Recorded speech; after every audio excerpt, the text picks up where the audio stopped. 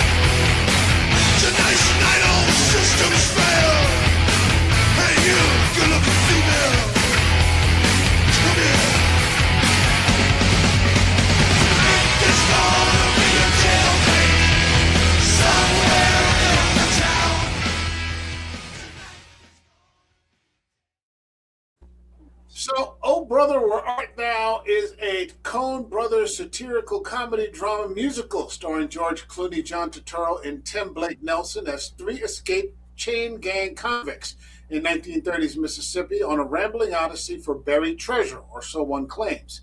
It's loosely inspired by Homer's The Odyssey, blending slapstick, folk music, and Southern Gothic vibes into a Depression-era adventure.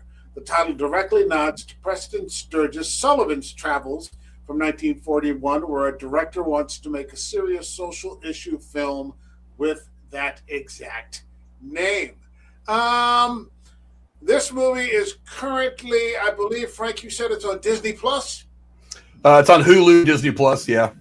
Hulu, Yep. Disney Plus. I happen to own a copy of it, so I'm holding on to that. I didn't catch it on the streaming service, but I happened to catch it just now before we went on. Let's get, hold on a second here. Somehow Ryan has been unmute his mic. Ryan, you're muted. I was going to start with you. Tell us what you think about the film. All right, Ryan's taking a bow of silence. I think he's frozen. About it. This is the best news we've had for a while. All right, hold on. The show's starting out all right. John Alvarez, let's you're still unaffiliated. What's your take on this film? I think it's actually probably one of the best films that has come out in the past 25 years. Okay. And I say that with all due respect and sincerity, and not being too snarky over the fact that it just celebrated its 25th anniversary last December. I think this was a wonderful send-off of the Odyssey. I found myself laughing all the way through it. And it's one of the few movies I've seen in a long time that I went out when I first saw it, and when it came out on, like, back in the day, still a VHS and DVD, that I bought the DVD, the soundtrack, the backup soundtrack, the concert soundtrack, and a copy of the script. I mean, I really did enjoy this movie a lot. I had a guy drag me to it at the 10 o'clock showing. You know, when it first. Sorry, guys, I was having technical difficulties there. We saw that. All right, that's all right. Don't worry about it. John, go ahead. No problem, boss. Yeah. But that's pretty much it. I think it's a hysterically funny movie, and I thoroughly enjoyed it. All right. Still do to this day. All right. Frank, what do you got for us? You wanted to hop in here, so I assume that you're a fan. Yeah, I'm a huge fan of this movie from a lot of levels. I mean, not only is it fantastic acting from an absolutely loaded cast, but it's also the music of this movie is great. And they haven't really focused a lot on movie music other than just background score for a long time now. It's been a long time since they've actually tried to make a movie with a really good musical soundtrack. But I mean, and this is, to me, the Coen brothers' best work. I mean, they've got a really unique way of putting the story on camera. It's different than Tarantino, but it's similar in that it's a very unique watermark that everything they do has on it. And I think this movie has it in spades. But I mean, everything about this movie, from the cast to everything else, the directing, the dialogue, the acting especially, is just fantastic. It's really kind of my personal favorite Coen brothers film. They've put out so many great ones, but this is the one that has never failed to give me a couple of good hours of entertainment when I want to sit and watch it. All right. Ryan, what do you think? I know you said that this is a favorite of yours. What do you think of the film? Yeah, this is my favorite Coen brothers. This and Big Lebowski are my two favorites. And it's funny that they say this is loosely based, because these guys hit it pretty on the mark with the Odyssey. I mean, I teach mythology and I teach the Odyssey, and I show this movie to my students, and I let them kind of pick out, the scenes that are with the, that go along with the story. And I think it's a fantastic adaptation of it, if you will. And I love the music. I love that it's set in the 30s. I even like the little kind of crossing the Odyssey with the legend of Robert Johnson, the blues musician. I thought that was awesome with the whole Crossroads thing. It's such a funny movie. And again, like they were saying, the performances are great. It's just a lot of fun. All right, Bill. Bill is bona fide. What do you got for us? Yeah, I don't think I can say anything different than the other guys. I love this movie. I don't know why I didn't see it in the theaters. I was working a lot at the time, but I remember distinctly sitting in my living room watching the VHS copy and laughing my ass off to it. I worked at a 2-hour commute every day, twice a day, and I'd listen to that soundtrack just time and time and time again. But one thing I'll never forget is at the time that this came out, I think it was Entertainment Magazine ran a review and said that it's a horrible movie. It's nothing but a string of hillbilly jokes.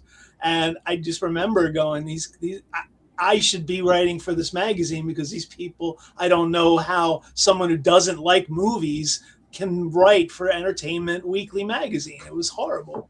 The other thing I want to point out is this movie is so strong because of George Clooney's natural ability as a comedic actor. Regardless of his politics or all the horrible movies he's made, this guy is really, really good at comic timing and at reaction shots. And it's not just in Coen Brothers movies. In every movie that he does where he goes comedic, he just knocks it out of the park. I'm thinking of The Descendants as one of those, This movie, it's just brilliant. It's full of him just making me laugh just by raising an eyebrow or looking a certain way at a character off screen. It's hilarious. It is a smart film. It's extremely well paced. It's funny. You can't say enough good things about it. The Coen brothers aren't necessarily my favorite directors, but I can't help but have respect for everything that they do. And I think this probably, I don't know, maybe No Country for Old Men might be my favorite. I lean towards the more serious stuff. But this is definitely top tier Coen brothers work. You've got a fantastic cast like Bill. I was for a very long time addicted to the soundtrack. It's a fantastic film. It says, I did a little research, classic Coen brothers absurdity with deeper undercuts. You got redemption and forgiveness. The story hinges on second chances. Delmar and Pete seek literal baptism for spiritual cleansing and legal absolution. Everett lies to his pals, but later apologizes. Their surprise fame as the Soggy Bottom Boys earns a gubernatorial pardon, and a climactic prayer plus flood reads as divine mercy. You've got faith versus reason and skepticism. Everett is the ultimate rationalist and self-proclaimed man of the coming age of reason, dismissing prophets, baptism, and miracles. His companions embrace the spiritual. The ending flood leaves the question open, miracle or engineering, in classic Coen ambiguity that works for both believers and cynics. Well, there's a perfectly scientific explanation for all of that. Yeah. Hold on, music. I'll turn it over. Music is a cultural force and redeemer. Old-timey bluegrass, gospel, and blues aren't just a soundtrack, they drive the plot. The trio's recording A Man of Constant Sorrow turns them into radio stars, bridges racial divides, sways politics, wins back Everett's wife, and literally saves their neck. The film celebrates and gently satirizes how Southern music preserved identity, entertained, and even influenced elections in the era. We got a Slasher Fred here. What's happening, man? And he said, speaking of Sullivan's travels, I don't know if you guys ever seen it, but in 1991, Mel Brooks had a movie that had a similar plot called Life Stinks. Yeah, I never saw that one by Brooks. I heard it was pretty good, not one of his better ones. It's okay, but, I mean, these guys are just escaping off the chain gang. They're just kind of running for it. And there's a great clip in the very beginning. Let me see if I can find it on the screen where it says, "Oh Muse, sing in me and through me, tell the story of that man skilled in the ways of contending, a wanderer harried for years on end." It's just, I hadn't seen this in a long time. That's the beginning of the Odyssey. Yeah. Oh, is that what it is? I haven't read the Odyssey probably in about 30 years. 43 it's just, me. 43 years for me, Jesus. Yeah, so in high school. If I remember correctly, I like the Iliad better, if I remember correctly. But it was pretty good. And now we've got I like the Iliad better. And now, if I remember correctly, we have Nolan's coming out soon. So they're coming out this summer. Yeah. We've had a bunch of. We just had that recent one with Ray Fiennes and Juliette Binoche called I like the Return. Armand Assante. That was a good one. Yeah. I want to see that one. This one is. They're escaped off the farm. They're running for it, and it's just. It starts off with that Big Rock Candy Mountain song, and the minute I heard that, I'm like, "Oh God, I love that!" And I loved this movie. Like from the second it starts, and it's not a chore. It's just beautiful to watch. It's kind of beautifully shot in a way. Yes, absolutely. In the background, in the in the southern bayous, and in the wooded areas, and you're not in any cities or anything like that. It's just kind of out there in nature. The color palette is insanely good. The way they have everything just dipped in sepia tone, like it's tobacco stain. It's fantastic. Even the night shots when they're sitting around talking around the campfire. Oh yeah, and things like that. It isolates on their faces, and the one when they were talking about the dreams of how they would spend the money. Yeah, I love that to scene. See them smile and everything else. It's a good combination of the technical aspect of making a movie, and the actors just being relaxed. Yeah. And really just going for it. This for me, and I recognize that he is maybe one of the greatest living actors out there. This is for me, my favorite role for John Turturro. Okay.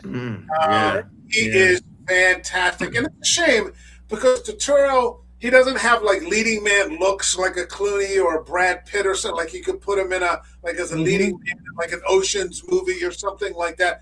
But he is just he can do anything pretty much. Yes. Yeah. He can do any, and he has a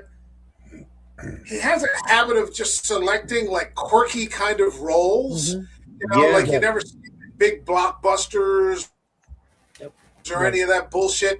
He's constantly selecting roles where he can actually act. You don't see him in the big CGI fests or anything like that. This is also my first exposure to Tim Blake Nelson, who I thought was hysterical as well. Funny as Delmar. Fuck, holy shit. Yeah, Delmar. Immediately, after escaping, they decide to go in and get baptized. And what did you guys think? I love that. I love that scene. I love the music in that scene. Once again, just perfect. And it's almost like a dream. Like they come through the woods and you hear the music before you see the people. And it's just the way it's done. And then you see all these people in white going into the it's such an almost like an otherworldly experience. And then I just love that Delmar gets baptized. I absolutely love that, where he's like, come on in, the water's fine. He's the only one of those two who gets it. Who gets like redeemed, basically. I mean, he gets baptized. It's such an awesome scene. I mean, I absolutely love that. And the music, the song that they're singing in that is just fantastic. And it's the first time in the story where you see the scenes blend into each other. It's not like a cut and dry or a quick cut or a quick edit. They were having one discussion, and all of a sudden this scene comes in and just takes over, and it was natural. It almost took you by the hand saying, okay, we're going to go over here now with the story. Follow me. And just walking in the church. I really enjoyed that because they did that a lot during this movie. And it defines that tension that creates all the comedy between Delmar and Clooney's character, Ulysses. It's my favorite line of the whole thing. You two are dumber than a bag of hammers. That just cracks me up every time, man. Yeah, I love that because it also sets up Clooney well. Yeah, that's what I was going to say. What I like about Ulysses Everett McGill compared to Odysseus is that Odysseus is the smartest guy in the room. He's clever Odysseus. He's wily Odysseus. Ulysses Everett McGill is a complete idiot. And it's such a good opposite. He thinks he's the smartest guy because he's some lawyer who got for practicing law without a license or whatever. But he's an idiot. Right. He's the smartest idiot in the room, is what it is. Yeah, basically. Exactly. Yeah. He has some notion of common sense, and so almost by default, that makes him the leader. It's kind of a buddy movie at the same time, Oh, it is, absolutely. They're just, they're kind of brothers, sort of, having to bond around this thing where they're trying to like run for their lives. And even Crosby, it could be like an on the road movie, Yeah, and just real quick to piggyback on with the casting, this picture right here, they have such unique faces. It's so like it was just perfect casting because their faces are all such. Just the way that their faces are shaped, I don't know. It's just something about it. Just works. Everybody in the movie has such a unique face. For some reason it fits their character so well. Yeah. Well, it is the stereotypical hero's journey. Yeah, they're going on that, back farther than they've ever been before. Yeah. They're going to encounter the seer. They're going to encounter the sirens. They're going to encounter. I'm going to get to this in a little bit, but John Goodman as the Cyclops. All these different things to come back to sort of where they started from. At the end of the movie, they end up. He ends up back with his wife again. And all of his children. And everyone's reunited. He's back home again. But he's redeemed in a sense, and that's kind of the thing that people forget about Campbell's journey is that the hero returns home and brings light to everyone else. That's what's supposed to happen at the end of it. Yeah. And even the humor in the movie is not overdone. It's the right amount to still. It's subtle and situational. Yeah, and it works to the fact that they don't insult it. No offense, and I'm not picking on anybody who may like Will Ferrell, but if Will Ferrell would do this, it would get to the point that they're not even telling the story. Let's put the shtick in. Right. This worked. Even the shtick worked really well. I'm sorry. Every time that George Clooney woke up, the first thing he said was, "How's my hair?" My hair. Yeah, my hair. Yeah. Such a great subtle joke throughout the whole movie. Well, and then you have humor. And then you have humor in kind of strange places, like the whole KKK scene where they're doing a Busby Berkeley dance routine. And it's just okay. It's just so weird that they chose to do that, make it almost a musical. I remember talking to my parents about this movie, and they were both like, that was just such a weird movie. We didn't get it. And I know it was that KKK scene that's weirded them out, them doing the dance. It reminded me of The Wizard of Oz. It reminded me of the crowd going, "Oh, we oh." Yeah, that's kind of what that vibe I got. Yeah. Or that was it Ralph Bakshi from The Hobbit, where there's a whip, there's a way. We don't want to go to war today. That kind of thing. Yeah. The Coen brothers cooked this up spontaneously. Script work started in late 1997. They were only half done by May of '98. Neither brother had actually read the Odyssey. They knew about it through cultural osmosis, film adaptations. That's funny. And a comic book version. Tim Blake Nelson, who plays Delmore and has a Brown University Classics degree, was the only one on set who had read the original epic and gave script notes. So that's awesome. But everybody's firing on all because everybody's on all the time in this movie. God, yeah. Yes. They're just firing at all thrusters. The timing is just fantastic for everybody and responding. And you can tell, when you hear actors talk, about listening, they're just listening and waiting, to get their piece in, and then there's somebody else is responding to that. It's a master class of acting. It really is. Yeah.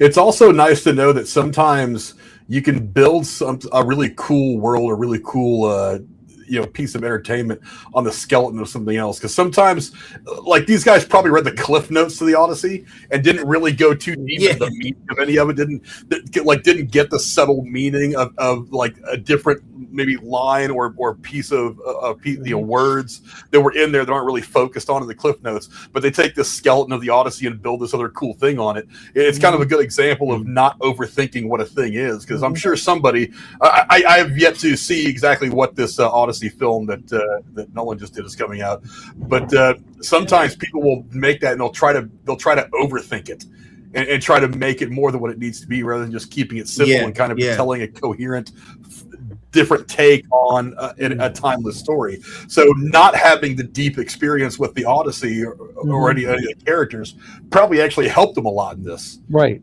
Mm-hmm. Well, there was gave them kind of a freedom. They weren't afraid to just grab things and throw it into this narrative. Yeah, they weren't restrained by the eggheads going, no, this isn't what happens in the story, blah, blah, blah. Again, I love this story. I teach it, like I said, every year, and I can still enjoy this. I remember one of my students watching this and saying, this was one of the coolest movies I've ever seen. He genuinely just loved this movie after we read the Odyssey, and he was just like, this is fantastic. Yeah. Well, there's an interview that's going around that George Clooney did about the 25th anniversary. Oh wow! And he said when he got the script, he gave it to an uncle who's from that area because he wanted to get the accent down. And he asked the uncle to just read the script into a tape recorder. And the uncle turned around and said, "There's some words here that I normally don't say." And George said, "Well, just read it." And he never read the script. He listened to his uncle. Yeah. And in the middle of the shooting, Ethan Coen walked up to him and said, Joel and I think it's hysterical how you softened the character. And he said, what are you talking about? Supposedly throughout the whole thing, his character is supposed to be dropping F-bombs. Oh, yeah. And the father, really? The uncle was a deep, devout person. Yeah. And he just took them all out and changed them to darns and he just thought it was part of the script. Yeah, as violent as down on it as we look at it, the South is very genteel. You wouldn't but I think that added to it. It made his character likable. I mean, if he was that other way, he would remind Michael of Ferris Bueller, that type deal. I mean, that, just being snarky and getting away with it. Hold on. Speaking of that, George Clooney signed on without reading the script after the Coen brothers visited him on Three Kings. To nail the Southern accent, like John said, he had his Uncle Jack, who's a Kentucky Baptist tobacco farmer, record the entire screenplay on tape. And Jack helpfully omitted every hell and damn. So the rest of them were just, and everybody else is like Turturro, the John Goodman, Holly Hunter. Charles Durning was hysterical in this. Oh, he was great in this. Oh my God, this may be my favorite Charles Durning role. Menelaus, Pastor Biscuits, Pepe O'Daniel. He's the governor of Mississippi. He's the perfect example of that. No small actor. There's no small roles. No small actors. He'll take a small role and Pepe O'Daniel. Boom, he'll make it. And a lot of his movies are that way. Yeah, to be honest, it's the first movie that I really took notice of Stephen Root as someone I want to pay attention to. I know I've seen him in other things, but when he did this role of the blind radio guy, I was just like, this guy. I read somewhere that his character is basically supposed to be Homer, because Homer was traditionally thought to be blind, and he's basically recording this story of Everett, of Ulysses. I thought that was cool. But I also noticed all Charles Durning's guys are named after all the Greek kings. You have Menelaus, his son is Agamemnon. His two guys, I think, are Nestor, and I forget the other one's name, but it's funny. He gonna paddle a little behind. Yeah, those guys are great. So he gonna paddle some behind. I love those characters. I love how in the middle of this meditation on spirituality, you're sticking the finger in the eye of the political complex and showing how both sides are just corrupt, but in a playful way where you can go, yes, I agree with that point. You don't have to get offended by one side or the other because both of them are just so corrupt and just so double dealing. I just love how condescending Charles Durning is just to everybody. Like when you first meet him, he hits him with his hat. Tim Blake Nelson comes out. I don't mean to be telling tales out of school, but this man will pay you $10 to sing into his can. He's like, I'm not here to sing into your can, you dumb cracker. He's like, Jesus. He calls him a dumb guy. And he calls his son like, he said, like, you dumb son bitch. And I love the two guys. It's a good thing that your mother died giving birth to you, because she would have died of shame. I love his two guys who finish each other's sentences. They're like, Waldrop, Vernon T. Waldrop. Those guys are just on top of each other. That's what's so great about this script, is it's so rapid fire, When he looks at George Clooney and goes, you're going to go far. He recognizes what you're going to go far. He might be governor. He might grow up to be governor. And Jesus Christ. He'll be oh, man. He's like, how the hell can we get to the reform party? Where do you come from? Durning had the rapid fire funniest thing works lines. really well, and it's a callback to Hudsucker Proxy, where the entire movie is you have to be on the edge of your seat listening to the dialogue because it's coming at you like that. This doesn't do it quite as much, but there's times like when Everett is dealing with his wife where there's just the lines are just coming and it's just so funny. I love when he walks in the drugstore like he's gonna punch that guy out, and he just gets punched right in the face. He's just like one punch, like boom, boom, and that's it. He's done. Damn it! I want his reaction to the punches too were hilarious. He's just kind of like every couple minutes like shaking. He's like, wait, I just And don't come back with a Woolworth. It's so goddamn good, man. Folks, if you don't get to see the movie, just listen to us. We'll go line for line for you. Yeah. Probably. This is really one of those movies. I mean, it's right up there with something like Spaceballs as being one of the most quotable movies like ever. They say The Big Lebowski is one of the most quotable movies ever, and everyone will say every line from Lebowski, but a real Coen Brothers fan when they start quoting this one, or they start quoting Serious Man. Yeah. I do like like I said before, like the historical stuff, kind of how they put Robert Johnson in it. Well, he was Tommy Johnson. And then you had Babyface Nelson. That was cool. And the whole, the shooting the cows, that was another reference to the Odyssey when they killed Helios's cattle. Yeah. That was one of the first, I think, CG things, too. They had the cows, When they hit the cow, how brutal was that, man? Yeah. Oh, George Nelson. I mean, who is George Nelson? Who is George Nelson though, as it relates to the Odyssey? Like he's nobody. He's just an extra character they threw in. Yeah, but the killing Helios's cattle was a huge offense, and that's part of why Odysseus couldn't go home for 20 years. Because they landed on the island of cattle that were sacred to Helios. Helios said, "Don't eat them," and his men did anyway. And so that's what that is. It's interesting. They said the Humane Society watched the cow hit by a car scene 10 times. Convinced it was real. They were convinced it was real. It was digital. Yeah. That reminds me of like what I think Rob Zombie said about CGI when it came to like Lieutenant Dan, and its best use was just in small pieces. Because I remember Rob Zombie saying the first time he watched Forrest Gump, he's like, "Who the fuck is that guy with no legs? That guy's acting his ass off." Not knowing that it was Gary Sinise, or something like that. You got this very small scene, but like the Humane Society's watching this movie 10 times just to make sure that it's legit. That's legitimate shit. It said the $26 million film grossed over $71 million globally, earned Oscar nominations for adapted screenplay and cinematography, a Golden Globe for Clooney, and enduring cult status. It's widely rewatched for the quotable dialogue, like "We're in a tight spot," timeless music, comments of silly and profound. What a film.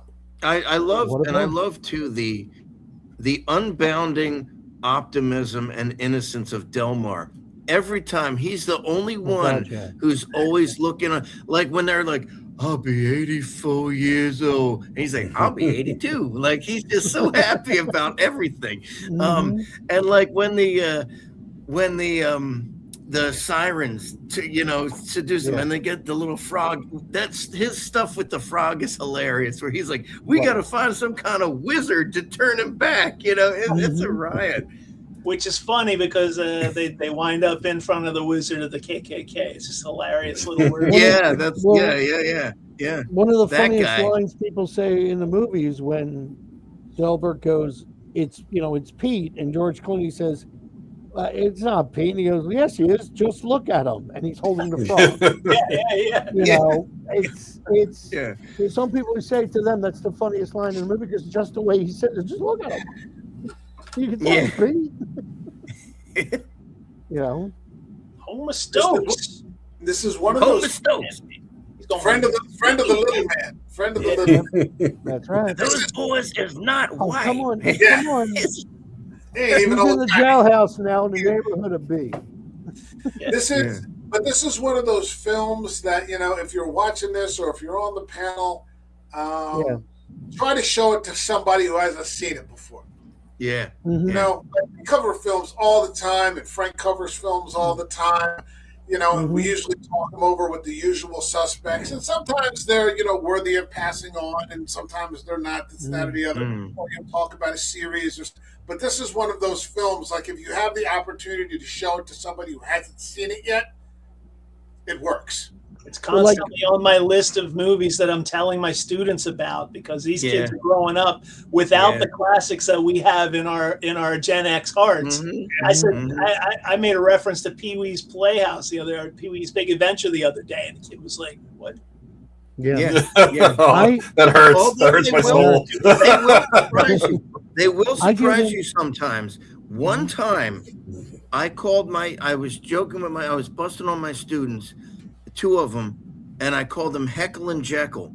And one kid was like, "Yeah, like those 2 birds." And I was stunned. I was like, "Are you kidding me? You know who I'm talking about?" He's like, "Yeah."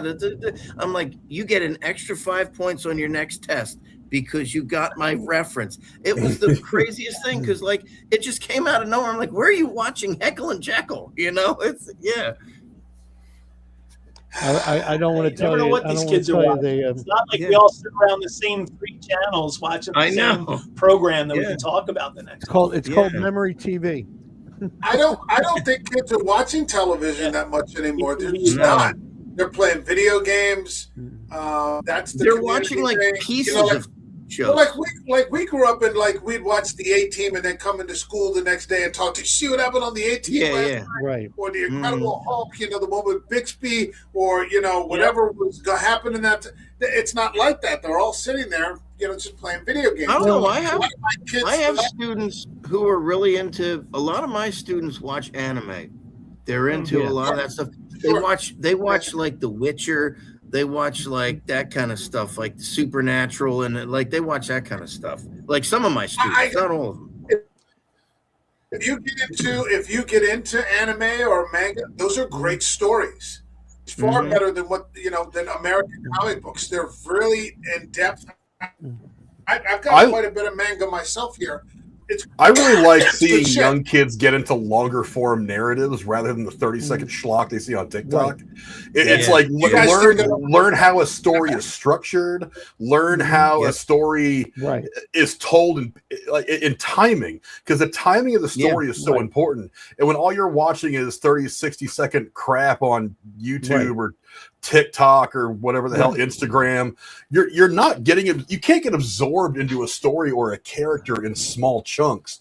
You have to really get yourself emotionally or intellectually married to a situation or a character to really get into that story. And that's and you go back to the 80s and stuff, there was a lot of just every episode of a TV show, with the exception of the multi-part stuff, was always kind of its own thing. None of them were really overarching stories. But as you got into the late 90s and the 2000s, a lot of the TV shows started telling overarching stories. I always love The West Wing because episode 1 is connected to the very last episode of that series.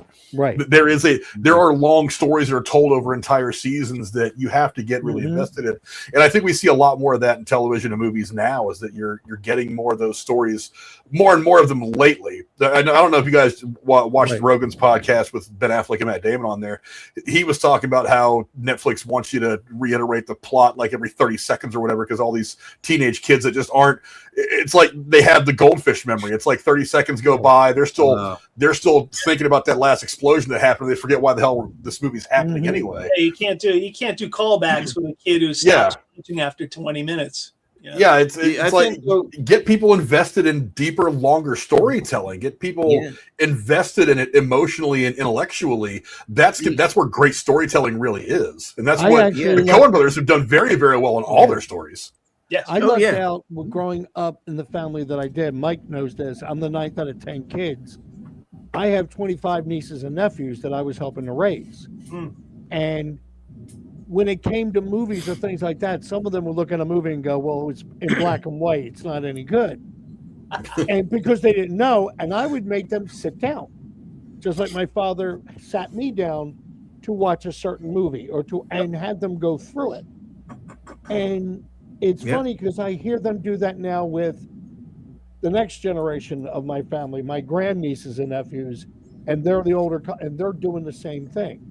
I mean, I remember grabbing my one nephew, who was about 18 at the time, and I said, "You want to see a cool TV show?" And I showed him the first episode of Cheers. That was on like Netflix because he had never seen it. Yep. And he actually sat there and started watching some of the stories and going, "Oh my God!" And he looked at me at one point in time. When are Sam and Diane going to get together? I said, "Keep going." Wow. But that was the point. He got fascinated with it, and he's One of the most same important thing. things to do is show kids the first episode where all the characterization happens, and they get become invested. Absolutely. If you jump in Friends in like season 4, You don't know who they you are. don't know what's going on. I had somebody do that to me for Lost. They One of tried the to last- tell My me to do daughter it. was- I'm like, I didn't, Wait, hold on, guys, one at a time. Brian, go ahead, and I'll go. No, I was going to say with the whole black and white thing, my daughter was, oh, I don't want to watch that. It's black and white. So I'm watching Frankenstein, and she comes over and sits down. I didn't say, "Hey, come watch it."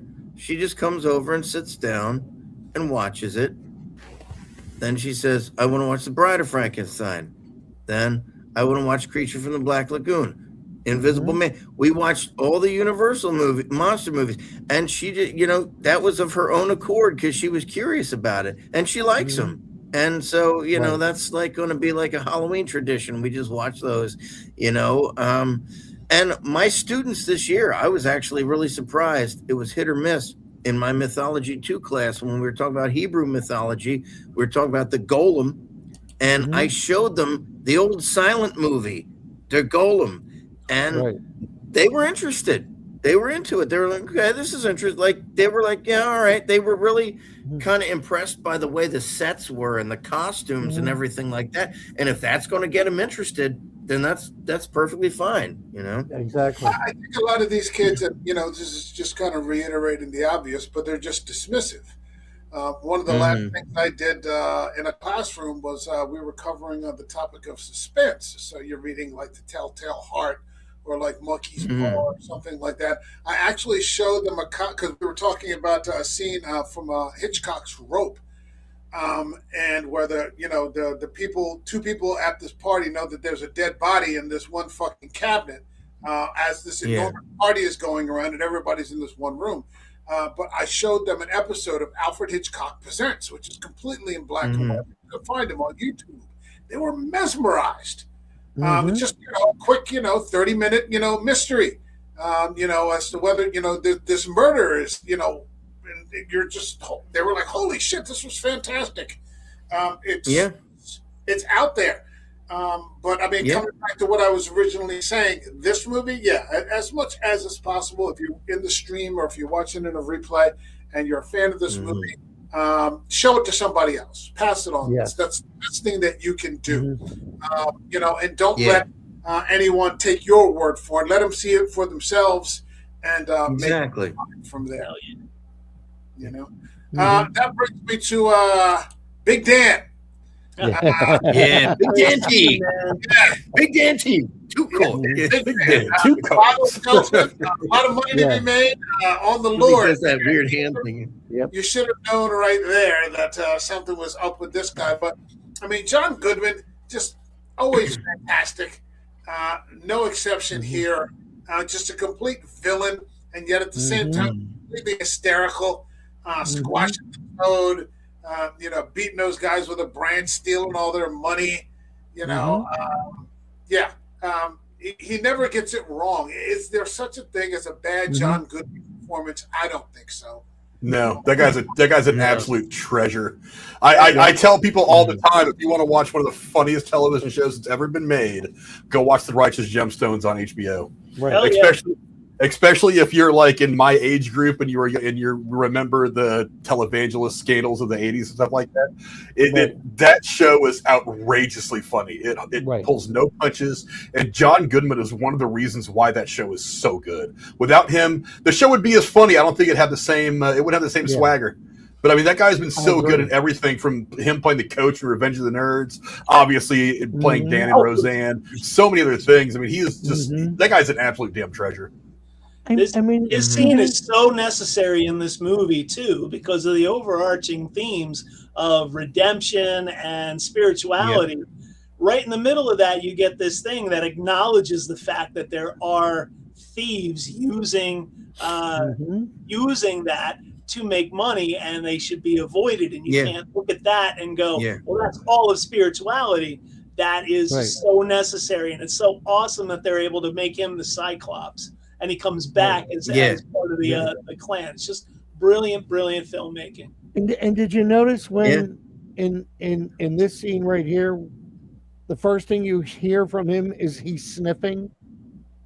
He's going, and then the same thing when he's at the clan meeting. It's the sense of smell. It's the animalistic. Because he smells the pomade. He smells the pomade. Dapper damn pomade. But it's the animalistic style of him, the almost creature like. And it's just real subtle. You know, he's not drooling. He's still talking, dignified. And he's kind of scary in this part. He's kind of scary because he's just so imposing, and just the way he like the way, just like his facial expressions and his one eye, just the way it looks there. You know, he just everything about him, like you're like, okay, there's something's going to happen. Like when he takes them out to the country to eat, you're like, all right, something's going to happen here. You know, you don't know yet, but you know, and then he hits him and the corn goes flying out of his mouth. You know, but see you in the funny papers, you know. But it's But I do like that they brought him back in the clan part, and then he gets his just dessert when the big burning cross falls on him. I like how they tricked the audience. You thought he was going to get his eye poked out with the flag, and then he catches it, and then the burning cross falls on him. Yeah, it's cool. Love that.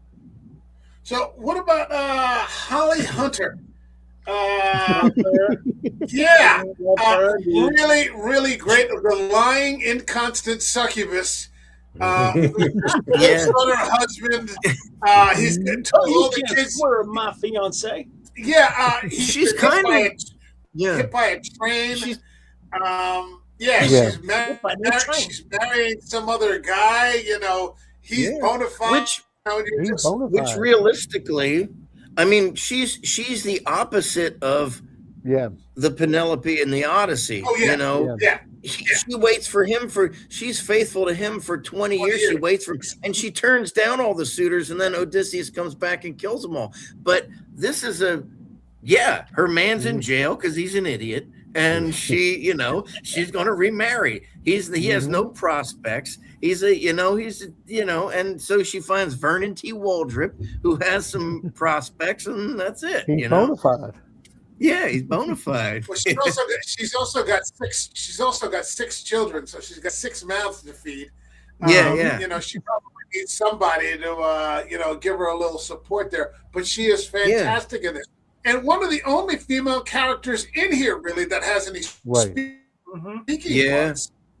I think she's the only one. Because basically it's all guys. It's all men, whether it's, you know, the Chain Gang or the Three Fellas or, you know, the political parties or, other than the old lady in the bank. Character here. Oh, my God, she's funny. Oh, my God. Is that baby Grace Nelson? Holy shit. What did she say that for? Oh, man. Well, how about the guy How about the guy who pursues Everett, Delmar, and Pete with the guy with the dog? He's supposed to represent Poseidon. Poseidon, because he's the one who cursed Odysseus because Odysseus pissed him off. But yeah, I think he's supposed to just represent maybe death or something like that too. But his character equivalent in this is Poseidon as far as the Odyssey goes. But yeah, he's just Daniel Von Bargen is the actor. He's awesome. He's in Seinfeld, and and then that's what the flood is at the end. The big flood. when the flood finally comes, there's that great scene where his glasses are floating across the screen, and I'm just thinking Paul of Tarsus, because the flood represents the whole redemption and accepting spirituality. That's the scales that fall off of Paul's eyes. I also like the tie-in. I love the guys, the grave diggers singing. Right. I love those guys' voices where they just say it's so haunting. It's like, you got to go, and they all start, and you're just like, whoa, it's Blind Boys of Alabama. I have both of their Christmas albums. They are fantastic. Yeah. Oh, I got to see them at Stockton. I loved seeing all the Dapper Dan cans in the water. Right. Yeah. And then you see the dog floating by. Yeah. I love the fact that scene tied into the earlier scene when they did the baptism. Mm-hmm. And you listen to them explain, you may have been forgiven for God, but the state still says, The state of Mississippi is a little hard-nosed. Yeah. But when they get there, they turn around and said, we were pardoned by the governor. It was on the radio. We don't hear the radio from here. Yeah. It was more the heavenly as opposed to the law, and that it's such a perfect reversal. It's a Deus Ex Machina. Water, everybody getting drowned or washed. It's so great. Everett has that graveside conversion, and the second he gets the enlightenment, he's right back to his old ways, where he's on the coffin going, you dumber than Which is probably the truest scene in the whole movie, because I've seen too many people do that. What I like too is he ends up with Penelope, but he's not happy. He's back, he's nagging her as she's going along, and because he couldn't find the ring, it was the wrong ring in the road, whatever, and it was just like, now he's going to be miserable. He got what he wanted, but he's going to be miserable. He's as happy as every married man I've ever met. That's about all. It seems like, in my experience of observation, that's about all anybody can hope for. That's another. So he's back with his family. He's back with his children. His wife's a pain in the ass, but this is where he wanted to be. They said the thing that you're going to get isn't going to be what you want, but you're going to get your reward. The seer tells him that, and it's going to be a long, winding road. But it's like the hero's journey. He ends up back home again. He's reformed. He's redeemed. He's bringing light. He's back with his children, his six girls, and his wife's still a pain in the ass. But there's only so much you can do. When he turns around and says, "I don't know if you noticed, but the ring is under a very big river." She doesn't care. She doesn't care. And she's like, "I don't care." I counted 3. I counted 3. Okay. I just wish we kind of got to see in that last couple moments what happened to Pete and Delmar, because you don't see him after the flood scene, and you only see Tommy on the roll top desk. So you're like, what happened? Did they make it out? They're the brain trust for the government now. That's true. Well, they use recording stars, apparently. I think that's the inference that they kind of give you. It's funny. Wait, was that Frank? The big recording Frank, what did you say? I said they may have become big recording stars. I think that's kind of the inference that you're left with, because after the flooding of the valley and the lake is created, the 3 of them are floating on that coffin, ironically enough, talking, and then he sees Tommy on the desk, and then after that, you just assume that they became recording stars, or that he had printed him up a phony dentist license. He became a dentist forever. Lovely. Oh, God. The color guard is colored. That's great. The color guard. Colored. These boys ain't even old. Don't get me started. There's a couple of quotes that 25 years later you just can't make anymore, but they're so holy funny. shit. And I think my favorite, wait, hold on. That nigger sold his soul to the devil. And Charles Durning I wasn't doing anything with it. Holy shit. Why did you say no? I think my favorite use of the music is the I love the "I'll Fly Away." I love that version of that song, and it's a great song anyway. But I love that with the montage of them just walking and they're they're stealing the pie from the window, and Delmar remembers to leave $1. Money, That's the best part. Yeah. Delmar's still on the straight and narrow at that point. Yeah, Yeah, but I but love that. I love that song, and the music in that is great. So if they didn't do For stuff that like scene. that, that's what wouldn't make them endearing. Right. All of them, Yes. you know. Hold on a second. We got some comments here. Slasher Fred says in the 1980s, George Clooney had two starred classic cheap horror films, Return to the Killer Tomatoes and Return to Horror High. Right. And then we've got Casey is Raw, Gaming and Wrestling. He's here to troll Frank. So There you go, thanks Frank. for joining us, man. Thanks for joining us. We appreciate At least you came and gave a comment and some watch time to a good channel, for Christ's sake. There you I'm go. just glad. That's I'm what I happy look to for be in my stalkers. I'm happy to be talking about these films. All of them are just fantastic. $2.99, man. It's been 299 episodes. That's Holy crazy. shit! Yeah, 299 episodes. It's great that he mentions Return of the Killer Tomatoes. I just stumbled across that on one of the streamers the other day. Oh, did you? And I was kind of laughing at myself because Attack of the Killer Tomatoes, the first movie, it's one of those movies that's so bad it's good. You can't help but watch because it's so terrible. Yeah, I my think best Clooney friend, actually- my First couple favorite of seasons of ER, dude. If you want Yeah. choice Clooney.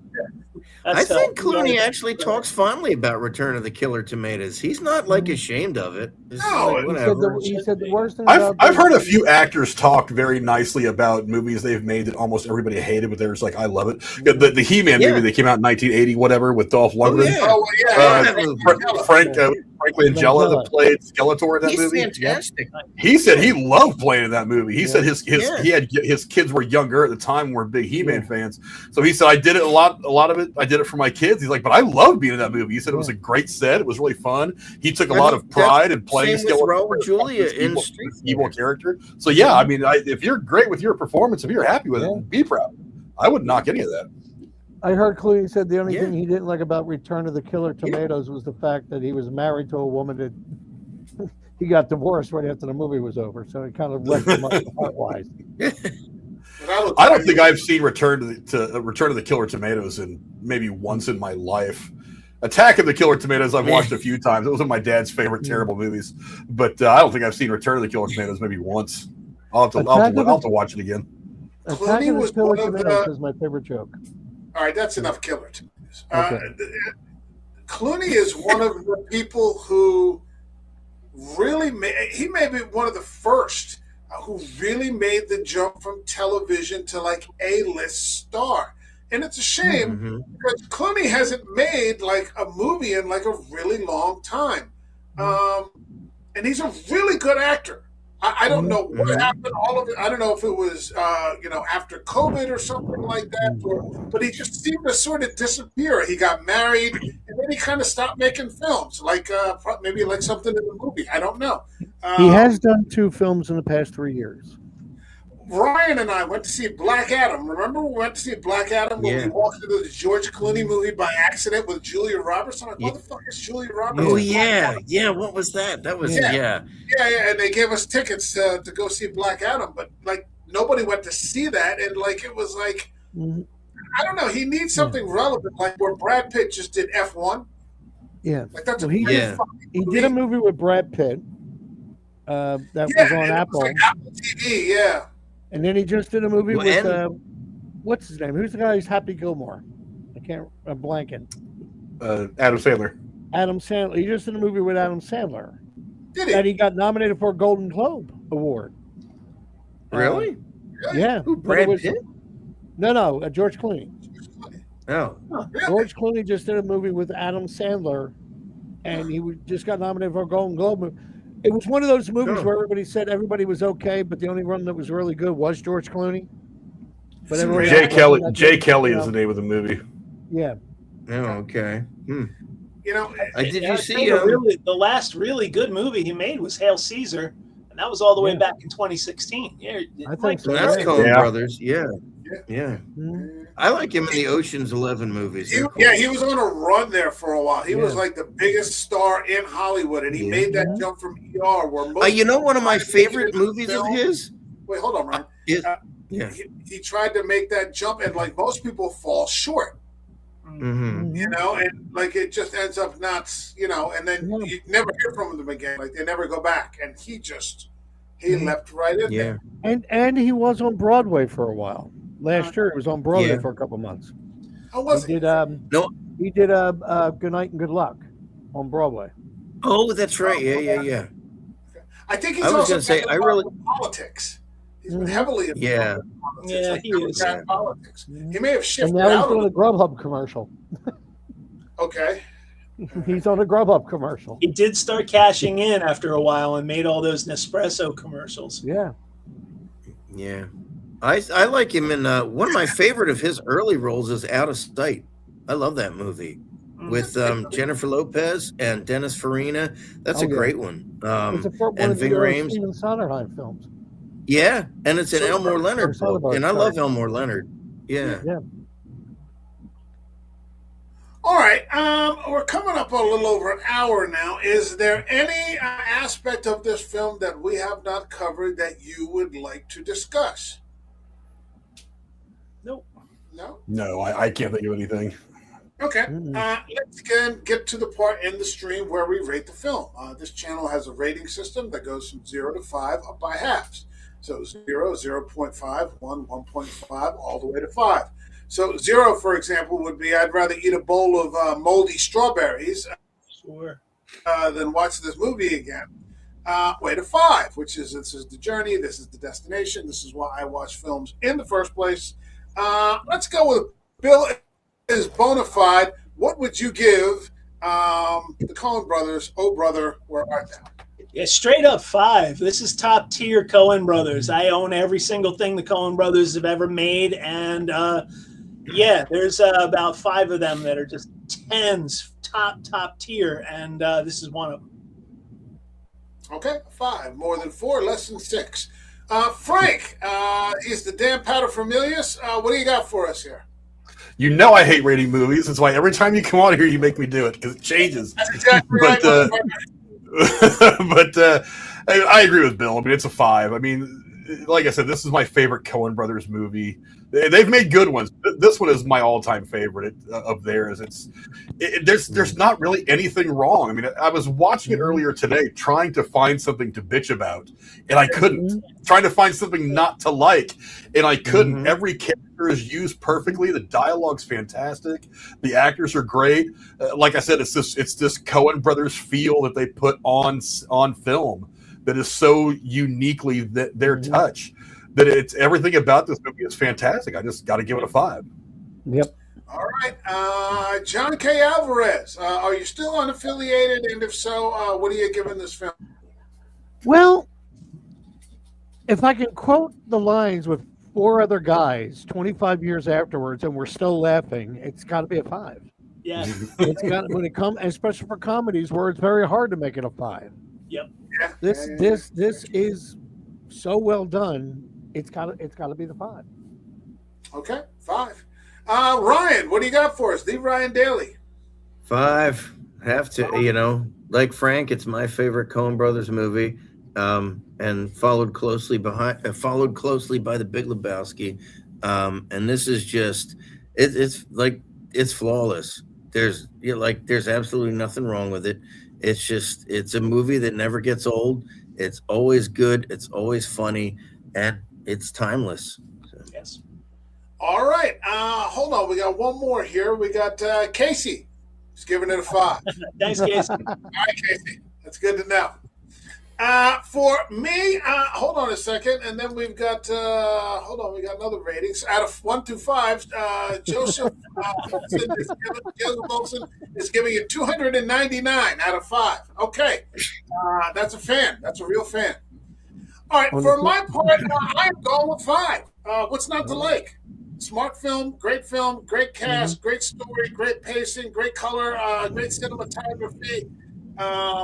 Based on one of the all-time classics, but not constrained by it. What's not to like? When's the last time we had a consensus? And you remember? Well, I Two mean, weeks in ago. some of the smaller panels we do, usually John and I are on the same page. We work for Paths of Glory, that kind of thing. For a large panel, probably been a little bit. Yeah. Got to go with 5. What's not to like? This is the first Coen Brothers film that we've discussed for the month of March, and off to a banger. So, all good to go. All right, Bill is bona fide. Plug something. I got my band, the Ye Old Bottom Turns. We're playing in Red Bank, New Jersey at the Five Dimes Brewery, 7 to 10 on Friday, March 20th. So it's coming up really quick. March 20th, come and see Ye Old Bottom Turns. We do surf, instrumental, and classics, and you'll like it. And there's beer. Oh, there you All go. right. All right. Frank, what do you got coming up? I think we talked a little bit about some of this earlier. Scream 7 is out now. We're going to be diving into that tomorrow over on my channel. And then after that, there might be a few Robert Duvall movies we're going to get into. I've been talking to Jeremy about some things that you should watch. He's been wanting to watch The Apostle, a fantastic movie, one of my absolute favorites. And maybe even we'll go all the way back to when Robert Duvall played Frank Burns on the 1970 film MASH. Yes. The Robert Altman picture, not the television show, which is fantastic, but the film that came from the book that inspired it all. But Scream 7 tomorrow night, and then on next week into some more reviews. I don't know exactly what we're going to be scheduling, but Scream 7 tomorrow, and then back into our regular schedule. We took most of February off, just needed to kind of decompress. We had been kind of going at it for about a year. We usually take our break like in January, but there was so much stuff we wanted to do, primarily Fallout, the final season of Stranger Things we wanted to discuss, and that went deep into January. So we took most of February off, but we're getting back at it now. The break is over. The batteries recharged. We're going at it. All right, sounds real good. John K. Alvarez, anything? To keep in the theme of this movie, and I didn't know about it until afterwards, of like about 20 minutes before I came on. Last Saturday, the 28th, at the Grand Ole Opry, they did "Oh Brother, Where Art Thou," the soundtrack revival for the 25th anniversary. A lot of the original singers, Alison Krauss, and performed. A lot of the kids growing up, they performed their songs still in harmony. The actor who plays Delbert who does the jailhouse now in the dressing room. Tim Blake Nelson. Yeah. It's now, from rumor has it, because of how popular it was, somebody was smart enough to film it. It might be coming up in the next few weeks on PBS. Nice. Type deal. But you can go to YouTube and catch clips. Oh, that's and awesome. They're really, really cool because they're just, it brought me right back to the movie type deal, the way they were singing it. It's some really nice moments. There's just a great feeling to this film. It's a feel-good movie. All right, Ryan, you got anything you want to plug? Any shows or anything like that? I actually have something going for July. I'll just plug it now because 12 Angry Men fell through. We couldn't get the rights for it. So I will be directing the Neil Simon classic London Suite, which is one of the funnier of his Suite plays. So I'll be doing that in July on the 11th and 12th. I'm meeting on Sunday to see about when we can start, getting the ball rolling with auditions and stuff like that. Probably be in April or thereabouts. So I'm going to start getting that moving and we'll go from there. Cool. I have no idea why you still haven't done a production of Alien. That was a one-off with those kids up North Jersey. I don't know if that's. I don't think you can do that. Really. Yeah, that looked like fire, man. They blew that fucking alien right up the back. They were lucky because Ridley Scott and Sigourney Weaver both went to see it and they loved it, so they got their blessing, which was cool because they could have just been dicks about it and shut the whole thing down. But that's cool. Oh, that was a total pirate guerrilla production, but from what I heard, it was awesome. Have you guys ever seen, speaking of pressure in the audience, have you guys ever seen the William Friedkin 3-minute clip of what happened or the story of the screening of Exorcist 2? No. Really? Okay. Stick around after we get out of here for like 3 minutes, and I'll show you the funniest fucking thing you've ever seen. All right. So for this channel, we're coming up. Next week is episode 300. 300 episodes. So for Bill, that's from episode 2, and from Ryan, I think 5 or something along. Yeah, I think something like that. Or something. John, like 8, and then meeting Frank along the way.